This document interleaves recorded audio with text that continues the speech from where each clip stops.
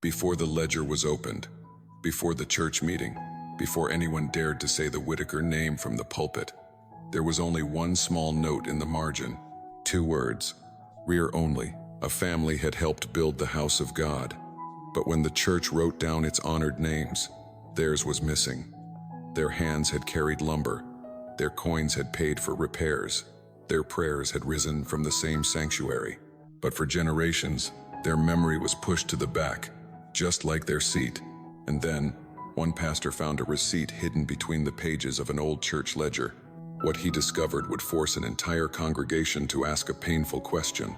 Can a church truly worship the God of truth while protecting a story that erased the faithful? This is not a story about revenge. It is a story about what happens when God removes the silence, the fear, and the false memory that secretly blocked a family's blessing. In a small southern county, where the courthouse bell and the church bell often answered one another, Pastor Daniel Hayes unlocked a basement archive beneath Grace Hill Church. He had come looking for photographs for the 140th anniversary. Something harmless, something golden with age. Instead, in a pew ledger cracked at the spine, he found a faded receipt for lumber and a margin note beside one family's name. Rear only. The words were small, but they carried more weight than the wood beams above his head. He stopped breathing for a moment. Before we go any further, comment where in the world you are watching from, and make sure to subscribe because tomorrow's story is one you don't want to miss. This story is shaped as a sacred composite, inspired by patterns preserved in American church ledgers, family Bibles, courthouse records, and oral memory. We should be careful not to claim more than any single document can prove. But stories like this have appeared in many forms across American sacred history.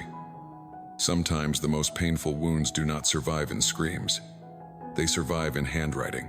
Pastor Daniel had been at Grace Hill for 11 years. He was not a cruel man. He loved the church, loved the old hymns, loved the way sunlight fell through the blue glass window above the pulpit every Sunday morning. When the anniversary committee asked him to prepare a display honoring the founders, he imagined old photographs, a few sepia portraits, maybe a timeline of pastors and baptisms. He did not expect the archive to question him. The room smelled of dust, old cardboard and wood that had spent too many summers absorbing heat. Boxes leaned against the wall. Hymnals were stacked beside cracked communion trays. A framed photograph of the sanctuary, taken sometime in the early 1900s, sat wrapped in yellowing newspaper. Then he found the ledger. The cover had once been black, but age had faded it to the color of smoke. Inside were columns of family names, pew numbers, payments, repairs, and notes written by hands long buried. Some names were carefully inked. Others were squeezed into margins. Near the bottom of one page, Pastor Daniel saw the name, Whitaker. Beside it, in smaller writing, rear only. Pressed between that page and the next was a receipt for lumber. The date was hard to read, but the year appeared to be 1883. The payment was listed in coins. Not a grand donation, not the sort of gift that would impress wealthy men, but enough lumber to help repair part of the chapel roof. Daniel held the receipt up to the light. Then he looked toward the stairwell, beyond which hung the founder's plaque in the hallway. He had passed that plaque nearly every week for years. Bronze letters, polished wood, in honor of the founding families of Grace Hill Church. He knew those names by heart. The Whitakers were not among them. At first, Daniel told himself there had to be an explanation. Records from that era were often incomplete. Names were misspelled. Receipts were misplaced. Notes in old ledgers could mean many things. Maybe rear only referred to storage. Maybe it referred to an entrance. Maybe it was nothing. But as he lowered the receipt, he noticed something that made his stomach tighten. The same hand that recorded the lumber also recorded the seating restriction. Contribution and exclusion lived on the same page. And suddenly, the anniversary display no longer felt harmless. 3 days later, the church opened its anniversary tour. The sanctuary had been cleaned until the pews shone. White flowers stood near the pulpit. Along the hallway, volunteers had arranged photographs of baptisms, weddings, Christmas pageants, choirs, revivals, and pastors whose names were now spoken with tenderness. Near the founder's plaque stood Mrs. Clara Whitaker. She was 78 years old, dressed in a navy coat with a small silver cross pinned near her collar. Under one arm, she carried a worn family Bible wrapped in a cloth. She stood quietly while the tour guide smiled at the visitors and began naming the families who had built Grace Hill from the ground up. Clara listened. Name after name passed through the hallway. Bennett, Carlisle, Mason, Ellis, Porter. She waited. The Whitaker name never came. No one else seemed to notice the silence. That was the strange cruelty of it. The wound opened in public, yet only one person felt the cut. A young woman standing beside Clara glanced at the Bible in her arms and asked, "Did your family used to attend here?" Clara looked at the plaque before she answered. They were more than members. Her voice was not sharp. It was soft enough that the young woman almost missed it. But Pastor Daniel, standing a few feet away, heard every word. Clara unfolded the cloth from the Bible with careful hands. Inside the front pages were family records written across generations.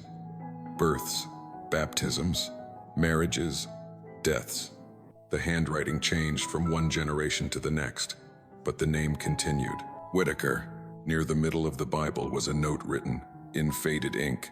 Lumber for chapel roof. April 1883. Paid in full.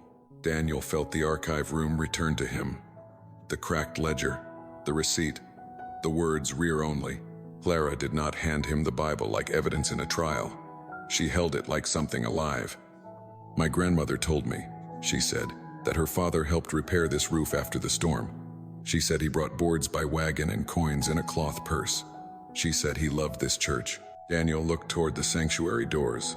"And yet," Clara continued, "when they told the story of this place, our name was always left outside."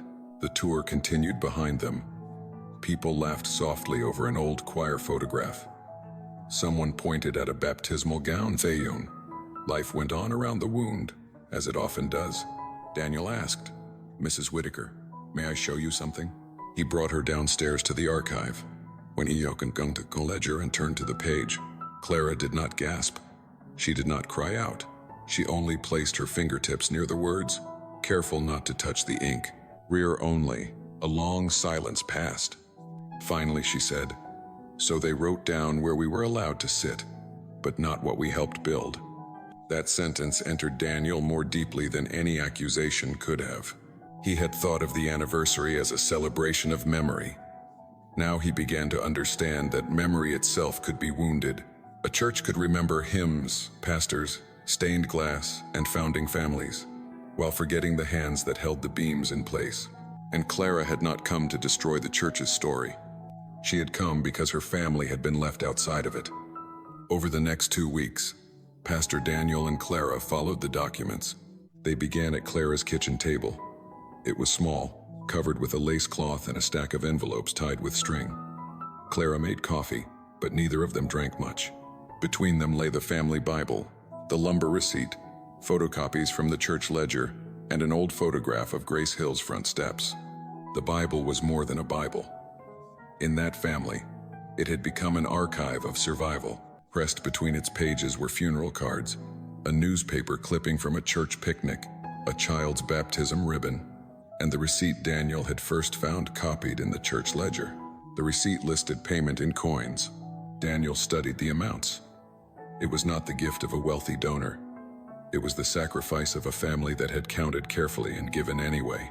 Clara told him her grandmother used to say, "Don't throw away what remembers." The phrase stayed with him. Then came the photograph. It showed the early church after a Sunday service, perhaps in the 1890s. The White families named on the plaque were arranged near the front doors. Some sat in chairs, others stood proudly with hands folded. But near the edge of the frame, slightly apart from the center, stood a black family, a man in a dark coat, a woman with a white scarf, 2 children holding still for the camera. Clara pointed. "That's them." The image was not violent. No one was shouting. No one was being dragged away. That was what made it so painful. Exclusion did not always need chaos. Sometimes it looked orderly, respectable, normal. The Whitakers were visible, but not centered. Present, but not honored. Included enough to be seen, but not enough to belong. Daniel found himself looking back and forth between the photograph and the plaque. The plaque had preserved one version of the church. The photograph preserved another. The more they read, the less the silence looked accidental. Still, Daniel hesitated. He wanted certainty. He wanted the kind of proof no one could soften or explain away. Part of him still hoped the truth would remain unclear enough, that no one would have to suffer the discomfort of naming it. So they went to the county courthouse. The record room was brighter than the church archive, but somehow colder. Metal shelves, bound volumes, index cards, property transfers, tax records, repair permits, names written in ink that had outlived the people who signed them. For hours they searched. Then Clara found the entry. The old church property record listed several early contributions connected to the chapel grounds and reconstruction after storm damage. Among them was a reference to materials supplied through the labor and payment of a man named Isaiah Whitaker. Daniel read the line once, then again. The air seemed to change. This was no longer only family memory.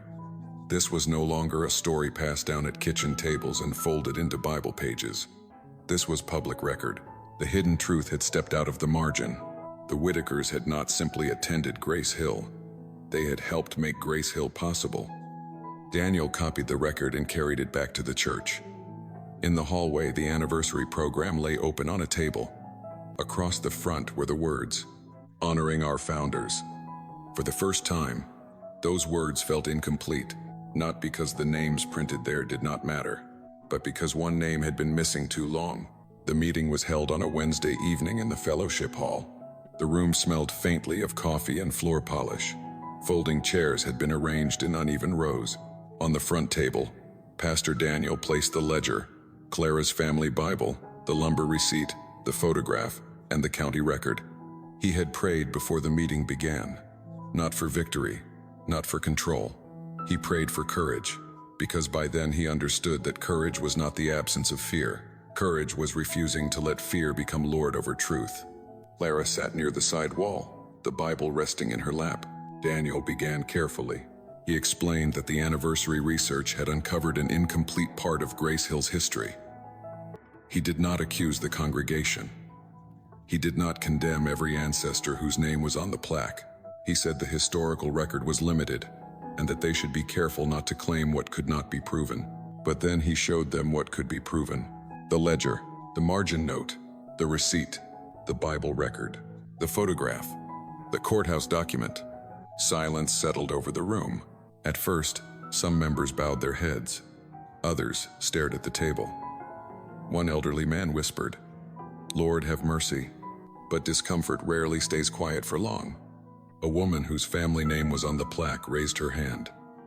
Her voice trembled, not with cruelty, but with fear. "Pastor, are we saying our grandparents were bad people?" Daniel answered gently. "We are saying our record is incomplete." Another man crossed his arms.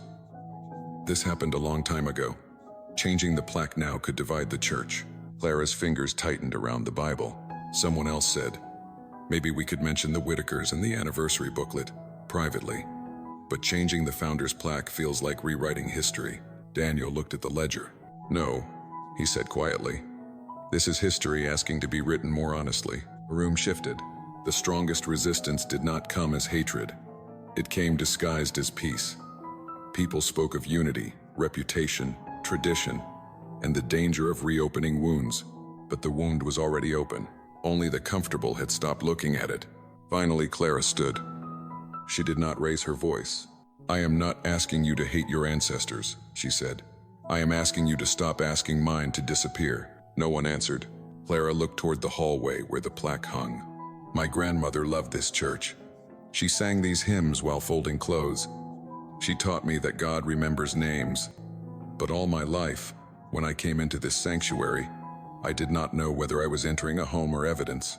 Her words did not strike the room like thunder. They entered like a bell. Daniel felt something in himself give way. He had been trying to manage the truth, to make it acceptable enough that no one would leave angry. But truth handled too softly can become another form of silence. He looked at the congregation. "We cannot celebrate faithfulness," he said, "while hiding the faithful. We cannot worship the one who saw the overlooked and remain comfortable with a record that made people invisible. The meeting did not end with applause. One man left before the closing prayer. A few people would not meet Clara's eyes. The anniversary committee looked shaken, but the lie had lost something that night. It had lost its protection. On Sunday morning, Pastor Daniel arrived before sunrise. The sanctuary was empty. The pews waited in rows, polished and still. Dust moved slowly through a shaft of light from the stained glass window. The pulpit stood at the front, silent as a witness. Daniel walked first to the back pew. He rested his hand on it. There was nothing strange about the wood itself. It was smooth from generations of use. Children had slept there. Mothers had whispered prayers there. Old men had leaned on it during hymns. But for the Whitakers, and for others whose names the church may never recover, that pew had carried a sentence: rear only. Daniel then walked to the front. On the pulpit lay a folded paper. He had written the Whitaker names by hand so he would not mispronounce them. Isaiah Whitaker, Ruth Whitaker, Samuel, Eliza. Names gathered from Clara's Bible, the ledger, and the courthouse record. Not every detail could be recovered. The historical record was limited. Some gaps would remain gaps, but enough had been found to make silence dishonest. Clara arrived 10 minutes before worship. By habit, she moved toward the back. An usher named Margaret saw her pause near the last row. Margaret was in her 60s and had grown up in the church. She had been quiet at the meeting, but now she walked over and touched Clara's arm. "Mrs. Whitaker," she said, "we saved a seat for you up front." Clara looked toward the front pew. For a moment, she did not move. That hesitation mattered. A century of exclusion does not disappear because someone offers a seat. A wound carried through generations does not vanish because a room finally notices it. But Clara nodded, not yet smiling, just nodding. When the service began, the congregation sensed something different. The usual announcements were skipped. The choir stood without singing. Pastor Daniel stepped to the pulpit, unfolded the paper, and looked out at the people. "This morning," he said, "we cannot honor our history unless we tell the truth about it." The sanctuary grew still. This church has carried an incomplete memory. Records preserved in our own archive, in a family Bible, and in county documents show that the Whitaker family helped build and sustain this church. But our official record did not honor them. Their contribution was remembered in receipts and margins, while their names were left off the plaque. He paused. This was not a small omission. It was a wound in our memory. Clara lowered her eyes. Daniel continued. "Today we do not speak these names as public relations. We speak them as confession. We speak them in worship. Because a church that bears the name of Christ must not be afraid of truth." Then he looked down at the paper in his hand and began to read. He read the names slowly. Isaiah Whitaker, Ruth Whitaker, Samuel Whitaker, Eliza Whitaker. Each name entered the sanctuary like something returning from exile. Daniel named what the records could show: lumber after the storm, faithful giving, labor on the chapel, presence in worship, family memory preserved when official memory failed. He did not pretend that one service could heal everything.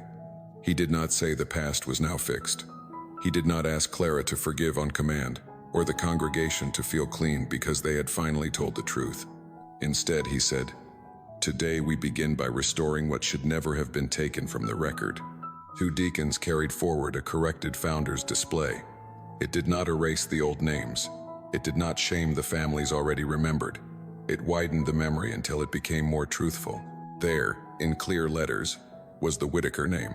Clara stood with the family Bible in her hands. For a moment, she seemed smaller than the room, an elderly woman standing beneath the weight of generations. Then she walked toward the display. From inside the Bible, she removed the old lumber receipt, protected, now in a thin sleeve. She placed it beneath the corrected record. The paper that had survived in private was now resting beside public memory. A sound moved through the room. Not applause, not exactly. More like breath being released. Margaret, the usher, stepped into the aisle and guided Clara to the front pew. Clara walked slowly. Every step seemed to answer the old ledger. Rear only. No, not anymore. She sat at the front. Behind her, the back pew remained empty. The choir began to sing, softly at first. An old hymn Clara knew from childhood filled the sanctuary. She remembered her grandmother's voice, low and steady, singing while folding laundry. She remembered being a little girl in this very church, sitting near the back without understanding why the air felt different there. She remembered years of wondering whether love for a sacred place could survive the knowledge that the place had not loved her family rightly. Now, for the first time, she did not feel the burden of proving that her people had belonged. The record had spoken, the church had spoken, and deeper than both, something holy had been made visible. God had not forgotten what people failed to record. Pastor Daniel watched from the pulpit with tears in his eyes. He knew not everyone in the room was ready. Some still looked uncomfortable. Some would need time. Some might never understand why this mattered. But restoration does not always begin with unanimous comfort. Sometimes it begins when silence loses its authority. The corrected plaque would later be mounted in the hallway. The anniversary booklet would be rewritten. The church archive would include copies of the family Bible pages and county record. Future tours would no longer skip the Whitaker name. But the true restoration was not only in paper or bronze. It was in the movement from back pew to front pew. It was in the name spoken aloud. It was in the receipt removed from hiding. It was in the sanctuary learning how to remember honestly. And this is where the title finds its deeper meaning. God was not removing people so someone could enjoy revenge. He was removing the power of a lie. He was removing the comfort of false peace. He was removing the fear that told a church to protect its image instead of its integrity. He was removing the old assumption that a missing name meant an insignificant life. The blessing that had been blocked was not wealth. It was belonging. It was dignity. It was sacred memory. And when Clara Whitaker sat in the front pew, with the old back pew empty behind her and her family's name visible at last, the whole room seemed to understand something without needing it explained. The people who had been forgotten by records had never been forgotten by God. The camera would have lingered there if there had been one. First on the empty back pew, then on the corrected name, then on Clara's hands resting over the family Bible, and finally on the front pew, where a woman sat in quiet dignity while the church sang, not because the past had become painless, but because the truth had finally been allowed to enter worship. The deeper lesson of this story is that not every blessing God restores is material. Sometimes the blessing is not a house, a promotion, money, or public applause. Sometimes the blessing is something quieter and far more sacred. A name remembered rightly, a place restored, a wound finally spoken aloud, and a family no longer forced to prove that they belonged. The Whitaker family's story reminds us that silence can become a kind of injustice when it protects comfort more than truth. A church ledger, a family Bible, a receipt, a photograph, and a missing name all become witnesses.